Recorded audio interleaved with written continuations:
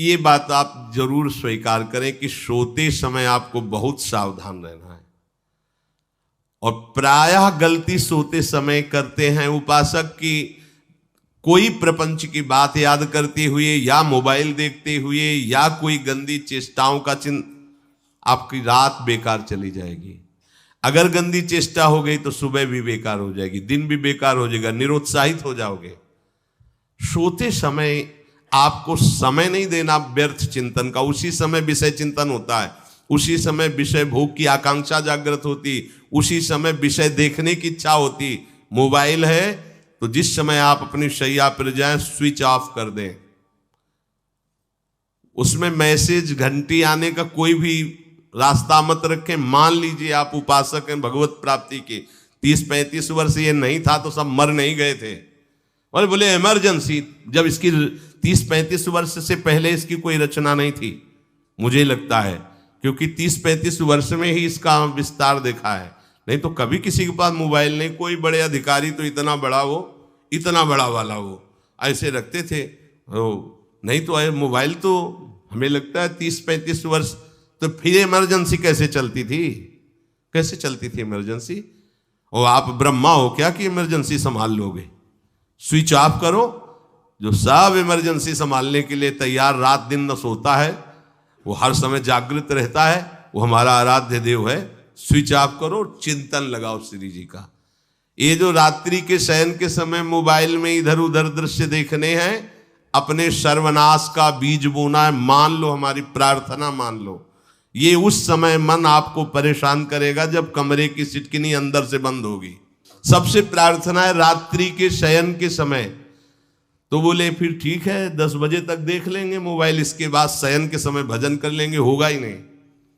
क्या तुम देखना चाहते हो? प्रिया प्रीतम के सिवा और कुछ क्या देखना चाहते हो? वो तो सुभग सुंदरी सहज सिंगार, सहज शोभा सर्वांग प्रति सहज रूप वृषभानुनंदिनी। हमारी स्वामिनी जी की सुंदरता छुपाने के लिए आभूषण पहनाए जाते हैं, औरों को तो आभूषण सुंदरता बढ़ाने के लिए। यहां छवि के छिपाए बे को ऐसे के दास होके क्या देखोगे मोबाइल में? क्या देखना चाहते हो? वासना की क्रीड़ा, और तुम उस क्रीड़ा को देखना चाहते हो? परमार्थ के पथिक हो। देखना है तो प्रभु को देखने की वृत्ति रखो, अन्यथा मूंद लो आंखें। प्यारे, महान फल प्राप्त करोगे। सबसे प्रार्थना है एकांत में मोबाइल रूपी दुश्मन से बचो। क्योंकि जब आप गंदी बात कहीं देखोगे तो आपके अंदर वैसे ही चिंतन बनेगा, वो ऐसे ही लगेगा मैं भी ऐसा करूं, मैं भी ऐसा भोगूं, मैं भी ऐसा देखूं। मान लीजिए आप, जब हमारे शास्त्र कहते हैं कि पशु पक्षियों के मैथुन को भी नहीं देखना है, अगर ऐसा एक बार दृष्टि पड़े तो मानसिक प्रणाम करके दोबारा दृष्टि न देना। और आप मोबाइल में ऐसी चेष्टाएं देखोगे, कैसे आप भगवत भजन करोगे? कैसे भगवत प्राप्ति का उद्देश्य रख पाओगे? ये कलयुग की बहुत महीन चाल है कि उसके बिना काम नहीं चलेगा और हम तुम्हें काम से युक्त कर देंगे। इसके बिना काम चलेगा नहीं, तुमको रखना पड़ेगा। और जब तुम इसे रखोगे तो हम काम अपना कर लेंगे। कलयुग ने कहा हम अपनी व्यवस्था बना लेंगे। यहां कह रहे जब आप नींद में जा रहे हैं तो बिल्कुल मानो मृत्यु शैया पे जा रहे हैं। आपको उस समय नाम जप में बहुत ध्यान देना है, कहीं मन बहक ना जाए। तो क्या होगा, 5-6 घंटे जो आप लेटोगे ना, वो भी भजन हो जाएगा। हमारा जो सततम योमाम स्मरति नित्यशा है ना, ये पूरा हो जाएगा। नहीं, उस समय हम सो जाएंगे तो हमारा 6 घंटे का वियोग हो गया, 6 घंटे भजन रुक जाएगा। और ये 100% पक्की बात अनुभव की कहते हैं, यदि सोते हुए भजन करोगे तो जगते। कई बार तो पकड़ा है कि अगर आधे पद में बेशुद्ध हो गए तो वो पद पूरा जगते ही शुरू हो गया है। मतलब बीच में स्थिति भागवती की रही। जैसे बेहोश करते समय हमने कहा था जब ऑपरेशन के हमें बता देना, तो उनका बाबा अब इंजेक्शन लगाने वाले हैं तो वो 1 मिनट हमें केवल दीजिए, अपनी चित्तवृत्ति। तो जब होश आया तो वही पहले चिंतन चल रहा था, वही चिंतन। जैसे सोने के समय बेहोश हुए तो जगने के समय वही चिंतन, ऐसे ही इंजेक्शन से जब बेहोश हुए और जब होश आया तो वही चिंतन चल। बहुत बड़ा चमत्कार अभ्यास का है। नींद खुले तब से लेकर गाढ़ नींद आने तक स्मरण में कभी रुकना नहीं। और आपको एक छूट दे रहे हैं। कभी कभी क्या होता है कि एक मंत्र में, एक नाम में जैसे बहुत देर अभ्यास करते हैं तो मन उबने लगता है। इसका स्वभाव है, ये अनुभव की बातें कहते हैं। इसका स्वभाव है नवम नवम, नहीं तो ये मतलब, तो इसको हम लोगों ने कैसे फंसाया है। जैसे गुरु मंत्र जप रहे, अब 2-3 घंटे लगातार गुरु मंत्र जप, अब इसको उबन बढ़ी, अब ये छोड़ रहा है, बीच बीच में पता चलता है छोड़ना चाहता है, छोड़ रहा है, तुरंत इसको नाम में फंसाया। अब थोड़ी देर नाम में चला, फिर उब रहा है, बहुत विचित्र है ये, अब उसको फंसा दिया। और पीछे की बात अभ्यास के समय, नमामि शमीशान निर्वाण रूपम विभुम व्यापकम ब्रह्मवेद स्वरूपम। चिंतन, पदगान करे, ये भगवान शिव पदगान कर रहे हैं और उसका चिंतन, निर्वाण रूपम विभुम व्यापकम ब्रह्मवेद स्वरूपम। अब अपने यहां अवसर है, सुंदर सुंदर कोई पद गुरुमंत्र जब करते हुए मन जब उमने लगे, राधा वल्लभ श्री हरिवंश, राधा वल्लभ श्री हरिवंश, राधा वल्लभ श्री हरिवंश, इसमें भी उमने लगे, शुरू कर, जोई जोई प्यारो करे सोई मोही भावे, भावे मोही जोई, इसमें भी उबले लगे। सुधा निधि का कोई एक लाइन ले लो, ब्रह्मेश्वरादि सुदुरूह पदारविंद श्रीमत् पराग परमाद्भुत वैभव, ब्रह्मेश्वरादि सुदुरूह छोड़ना नहीं है, तू भाग में नवम नवम दे रहा हूं, नवम नवम। इसको फंसाने के लिए आपके पास अस्त्र हो, जैसे यहां चाकू, यहां पिस्तौल, तलवार, ये वो सब बिल्कुल वीर सजा रहता है, ऐसे ही अपने लोग सजे रहते। छोटा राधा, अब एकदम चिपक गया है आके, तो कैसे मारे, तो छोटी चाकू है ना वैसे, राधा राधा राधा, थोड़ा दूरी राधा वल्लभ श्री हरिवंश, थोड़ा और दूरी गुरु मंत्र, बड़े बड़े अस्त्र अपने पास रख ले, बहुत भाग रहा है तो फंसा दिया। प्रथम यथावति प्रणव श्री, अब लग पूरा पदगा, पूरा पदगा उसमें लग, प्रथम यथामति प्रणव। भोजन पाते समय ऐसा अभ्यास किया है, 1 घंटा के पहले भोजन नहीं होता, चाहे 2 रोटी पाना हो, समय लगता है भोजन, आराम, एक एक नाम, एक एक, कुछ भी हल्ला मचाओ, कोई फर्क नहीं पड़ेगा, अपना चलेगा। अभ्यास स्नान के समय, भोजन के समय, किसी क्रिया के करते समय, किसी से बात करते समय, सोते समय, ये विशेष स्थान जहां में सावधान रहना है। यहां भजन छूटता है, ध्यान देना, यही भजन छूटता है। चलते समय, क्रियावान होते समय, प्रसाद पाते समय या किसी से बतराते समय, ये सब भजन के छूटने के स्थान है और यहीं पकड़ना है भजन को।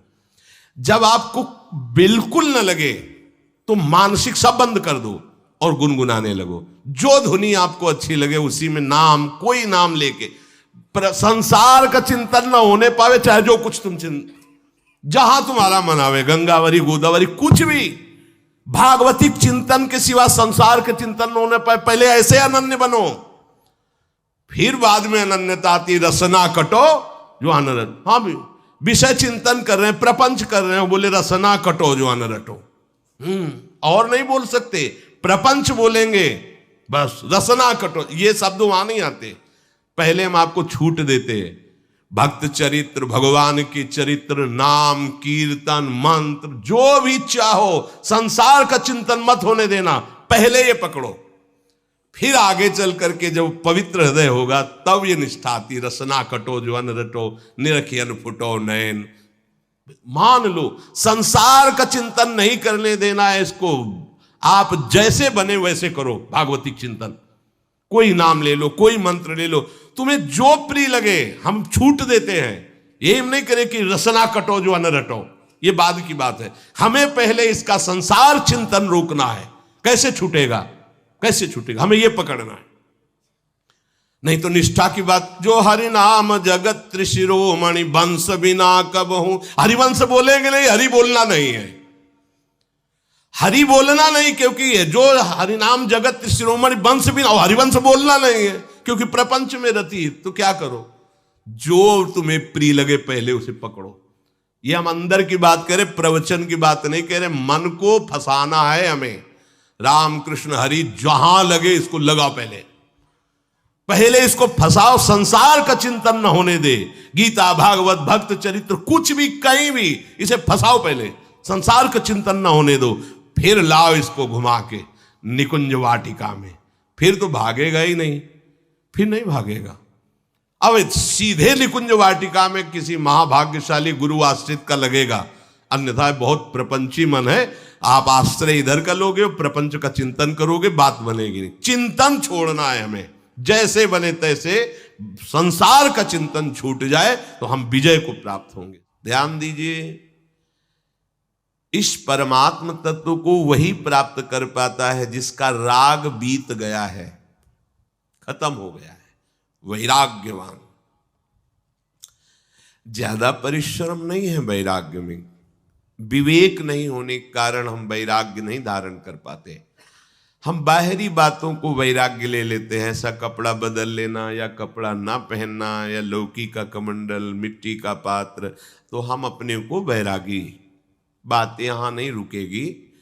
वैराग्य का इतना ही मतलब नहीं, ये भी एक बाह्य अंग है वैराग्य का, पर वैराग्य का सच्चा स्वरूप है वीतरागा।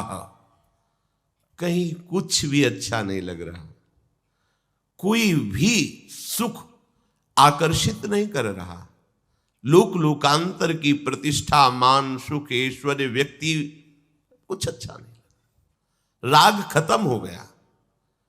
ऐसा उस अक्षर ब्रह्म को, अविनाशी तत्व को जान पाता है। जगते भयो फिरे बैरागी। जैसी हरिवंश प्रपंच बंच सब ये काल ब्याल को खायो। हालत यह है कि जैसे सांप ने मेढक को पकड़ रखा और मेढक सामने पतिंगा को, कीड़े को पकड़ना चाहता है। उसे यह पता नहीं कि मैं खुद किसी का कवल बन चुका हूं, वो एक झटके में मुझे अपने पेट में ले जाएगा। ऐसे ही हम सब हैं, काल के द्वारा ग्रसित है। काल ने हमें पकड़ रखा है, पर हम भोग भोगना चाहते हैं। हम नाना प्रकार की मान प्रतिष्ठा पाना चाहिए, ये पता नहीं एक झटके में हमारा अस्तित्व ही खत्म हो जाएगा।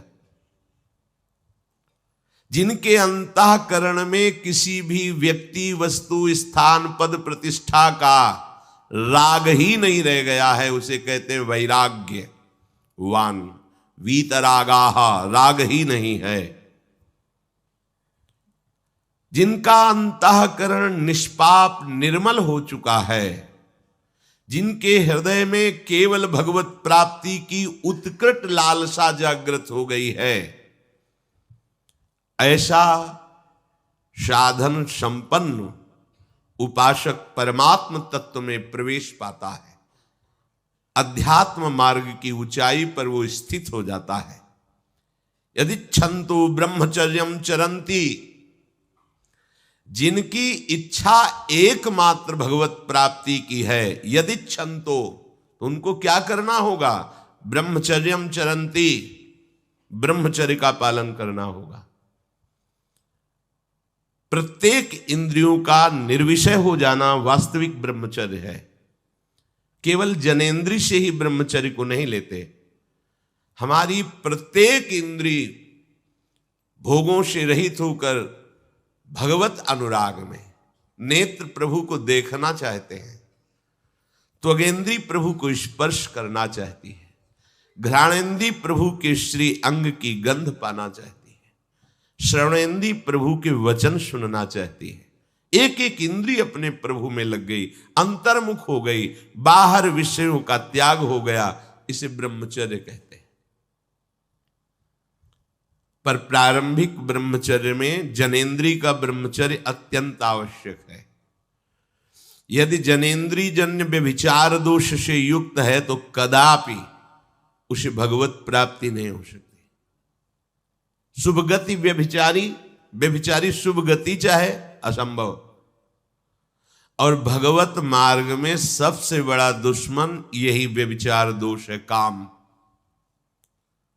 इसी से हमारा हृदय मलिन होता रहता है, अंधा बटे और पड़ा चबाए वाली दशा रहती। कहते हमें 50 वर्ष हो गए। अरे 50 जन्म हो जाए तुम व्यभिचार करो, गंदी बातें करो, गंदे चिंतन करो, सो समय व्यतीत कर, अनंत जन्म व्यतीत हो गए, भगवत प्राप्ति हुई क्या? 50 वर्ष से भगवत प्राप्ति हो जाएगी क्या? 5 मिनट काफी है भगवत प्राप्ति में, एक बार नाम काफी है। वो स्थिति तो लाओ। बार बार बहिर्मुख वृत्तियों के द्वारा विषयों में सुख बुद्धि कर लेने से हमारा सारा का सारा अध्यात्म चिंतन बदलता रहता है, इसलिए लाभ नहीं मिल पाता, एक रस चिंतन नहीं रह पाता। बार बार विक्षेपी विषय करते रहते हो, हम सहते रहते हैं और भोगते रहते हैं। एक बार तो हिम्मत करके उठो, अब लो नशानी अब ना नशई हो, एक बार तो दृढ़ बनो।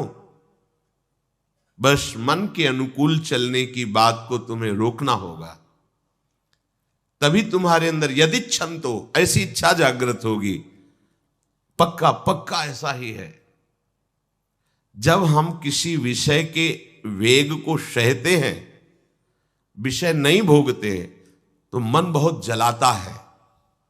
उस जलन में फिर एक ही बात होती है, बस भगवत प्राप्ति हो जाए, झंझट खत्म हो जाए। कब तक हम इसमें चलेंगे? एक बार भगवत, वो जलन हमको भगवत प्राप्ति की इच्छा प्रकट करती है। अपने लोग क्या करते, जलन को मिटाने की कोशिश करने लगते हैं, तो भगवत प्राप्ति की इच्छा क्या, भोग प्राप्ति की तृष्णा जागृत हो जाती है। भोगे हुए भोगों को बार बार भोगने की इच्छा का नाम तृष्णा है। बाहर और भीतर से कोई सहयोगी नहीं, जल रहा है उपासक, तब रास्ता निकलता है भगवत प्राप्ति का, तब इच्छा प्रकट होती। अब नहीं, बहुत जल लिया, अब तो केवल प्रियाजू के समीप जाना है, अब तो प्रभु के सानिध्य में रहना है, नहीं इन भोगों की जलन में जलना है। पर यहां तक पहुंचने के लिए जलना होगा, तभी लिखा सहित सहित बाढ़ है भगति तास्तितिक्षस्व भारत, क्योंकि आगमा पाइनो अनित्यास, ये नाशवान काम क्रोधादि तुम्हें प्रेरित करेंगे, तुम इनके वेगों को सह जाओ, ये स्थायी नहीं है। आगमा पाइनो है, आने जाने वाले हैं, और ये सहन करने से नष्ट होते हैं, भोगने से बढ़ते हैं। यदि छंतो, अगर भगवत प्राप्ति की इच्छा है तो ब्रह्मचर्यम चरंती, ब्रह्मचर्य का पालन करना ही होगा, इसमें कोई गुंजाइश नहीं, क्योंकि आप चल ही नहीं सकते। ध्यान से सुन लो, ये मनोरंजन का मार्ग नहीं है, इसमें मन ही मार तनहारिक वृंदावन में गाज, इसमें मन मारना होगा। प्रायः ये मन को दुलार करने वाले लोग कभी भाग्य से सत्संग में भी आ जाते हैं,